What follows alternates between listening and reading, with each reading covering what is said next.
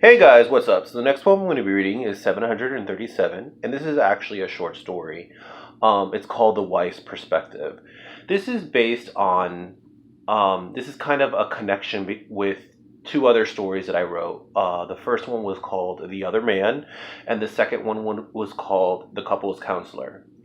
Um, to give you just a gist of the other story, it was basically about a man who was closeted and he fell in love with another man, and he's kind of going back and forth he's living double life. And he had a beach house, and he would have his lover, his gay lover, and then in his other house, he would have a wife and two kids. um, Eventually, the wife found out because the gay guy found out he was married, and he wrote a book about it, and the wife read the book. So this is basically from her perspective. Okay, so here it goes. Story 737 is called The Wife's Perspective. Robert Davidson looks out the window as Lynette sets the mug on her desk. She opens up her mouth. So what are you going to do? He took a deep breath as he looked at the wedding invitation on his lap. Lynette was Robert's therapist, but she also had a secret of her own. I just don't understand why he's about to make another mistake. She was about to say something when the timer went off. Oh, I'm so sorry, but that's all the time we have for today. I have another patient. He walked out of her room and out of the office as she placed his file back into the file cabinet. Minutes later, there was a slight knock. Come in. A beautiful blonde-haired woman in her mid-40s walks inside and takes a seat on the sofa. Lynette smiles at Nina.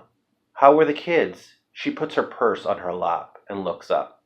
All grown up, going through the teenage stages. Lynette gave a side eye. Oh, trust me, I know how that can be. So what's going on with them? Nina unzipped her purse. Well, it's not really about them. Pulling out an opened envelope, one that looked very similar to Robert's. But Lynette played dumb and said, What's that? She took a deep breath. It's a wedding invitation. Tyler's going to get married again to a woman. There was silence between both of them. How does this make you feel? Nina looked around Lynette's office, trying to gather her thoughts. There was even a bookshelf, a title that stood out, The Other Man. She slightly chuckled. After everything happened, I told myself I had to move on. For the kids, for the family, and for myself. And he's been doing his part as a father. But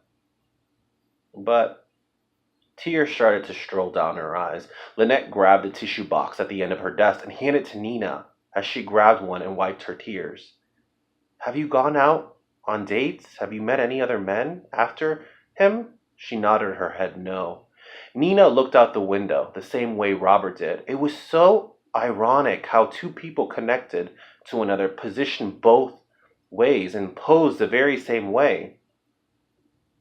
Maybe you should ask yourself this. Should I really feel jealous for a woman that's going to most likely go through the same thing? And would you really want to be stuck in a marriage like that? You said before that it was a lie. Nina nodded her head. I understand everything you were saying, and you're right, but it doesn't make the story what we have any differently. I mean, I loved him. I had two kids with, and I always pictured it be the four of us. My parents still have no idea what's going on. Can you believe that? Lynette kept jotting down notes on her notepad. This woman was keeping so much inside. Who knows what else she had locked in? Can I ask you a question? Nina, and I want you to answer honest. She crumpled the tissue in her fist and sniffled a bit. Sure, go ahead. She kneeled closer to her. Tyler and you were high school sweethearts. You were together for a long time. Was there any time you suspected that maybe he's gay? She kept nodding her head no, but then remembered something. She whispered. There was always Billy Jones. Lynette adjusted her glasses. Billy Jones, a bit confused. Who was that?